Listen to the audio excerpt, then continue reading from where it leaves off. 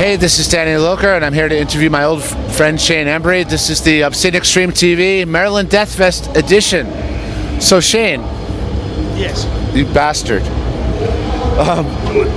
What? So, anyway, you were here. You've played Maryland Deathfest with Napalm Death and Brujeria. Brujeria will be playing Obscene Extreme, but right now we're going to talk about Napalm. So, you guys have been pretty busy lately. You've put out a new album recently. What's it called? Utilitarian. It's a long word, which I can spell and say, but it's a pain in the ass to say at the same time. But yes, we've been doing that. We've been touring. You know, like every weekend is that kind of thing. We go out to France, Germany, Slovakia, whatever, and that's what we've been doing.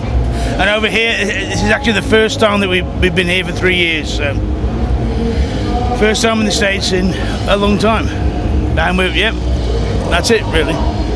Yep, you guys work very hard. Well, I mean, Napalm does so many live shows a year. You guys stay so busy. How do you find that the inspiration to keep playing extreme grindcore every night? Because I've done it too, and sometimes you have a headache or not enough sleep. And where do you summon this energy?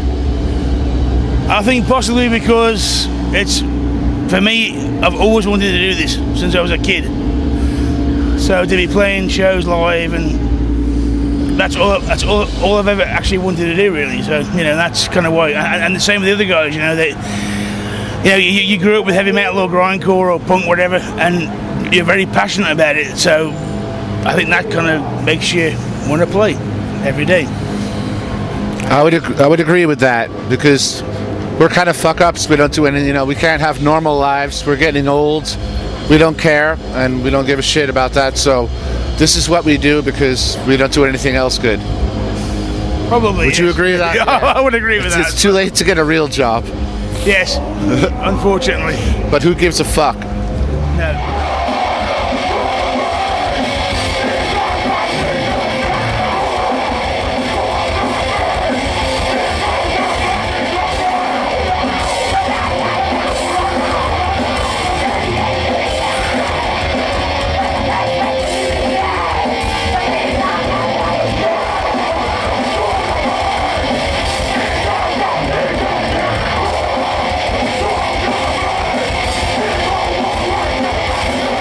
So, I was just told that Napalm Death is going to do a split with the band Converge from Boston, which are good friends of Brutal Truth. We toured Japan with them, and they're a great band. So, can you tell me about that, or like what you're doing for it, and when it's going to be released? It was just again, just friends of ours, but a band. Personally, after we re-signed the deal with Century Media, I wanted to do some splits in between the album, because just doing albums is really boring. So I converged with one band, and I emailed Jacob and said, hey, do you want to do a split? He's like, yep. And then later on in the year we have a split with Melvin's as well, and it's just fun to do, basically. I would agree. Yes.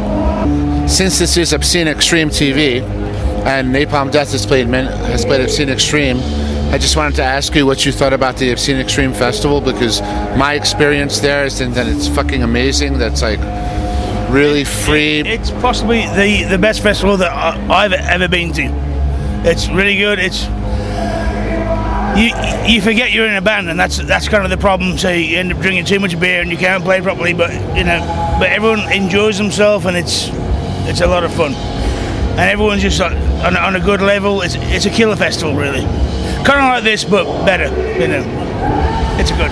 And you're basically a pretty busy guy. I mean, you play in a bunch of bands, some of which I play in.